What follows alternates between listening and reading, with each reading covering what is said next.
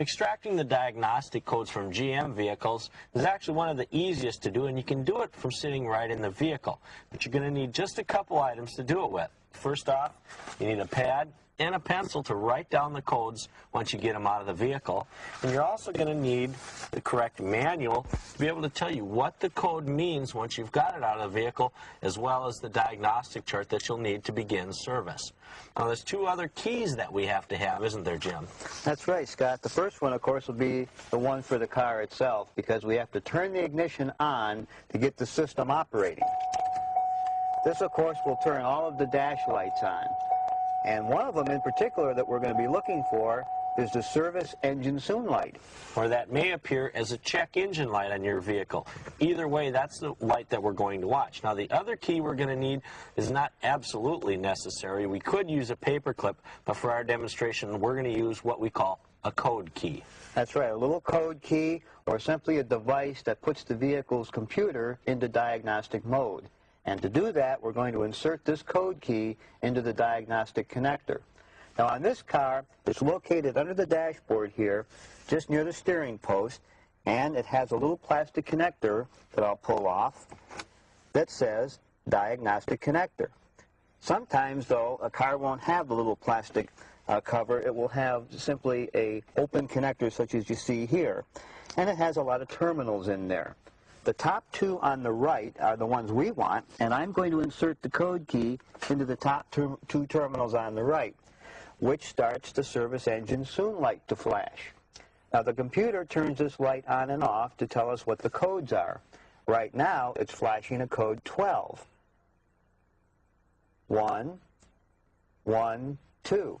And it's been doing that. It flashes each code 3 times. There was 3 flashes. 1, 2, 3, 4. A 3 and a 4 is a 34. Okay. 1, 2, 3. 1, 2, 3, 4.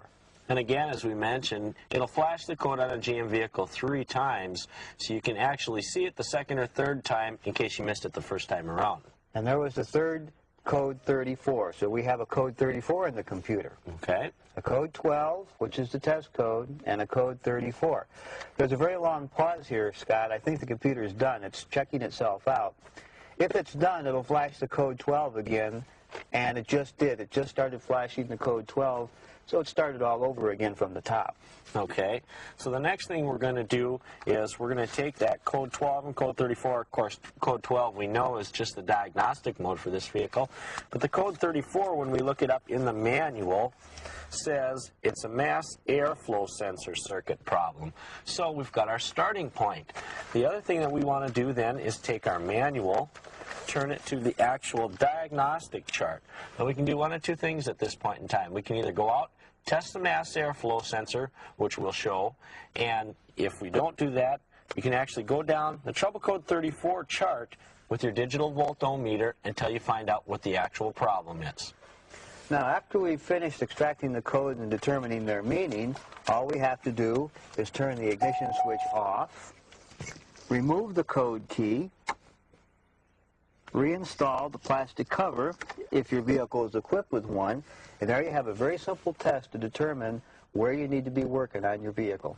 Now we have to get the codes out of the vehicle once we're done with our service, and that's real easy to do also, Jim, isn't it? That's right. To erase the codes once we're done, simply disconnect the battery cable for a few moments, or if you have a keyless entry system or a programmable AM/FM radio where you may not want to reprogram it, simply find the fuse in the fuse box that says ECM and remove that fuse. That too will clear the memory.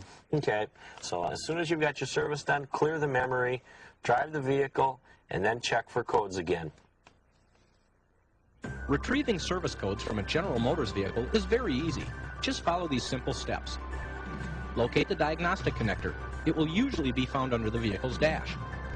Insert the code key into the diagnostic connector and turn the ignition key to the run position. Observe and record the codes flashed by the check engine or service engine soon light. Next, reference a service manual or tech tip to determine the part or system indicated by the codes. Locate and follow the diagnostic chart in a service manual to troubleshoot the part or system. Now, turn the ignition off and remove the code key. After making your repairs, clear the codes from the computer's memory using one of the methods described.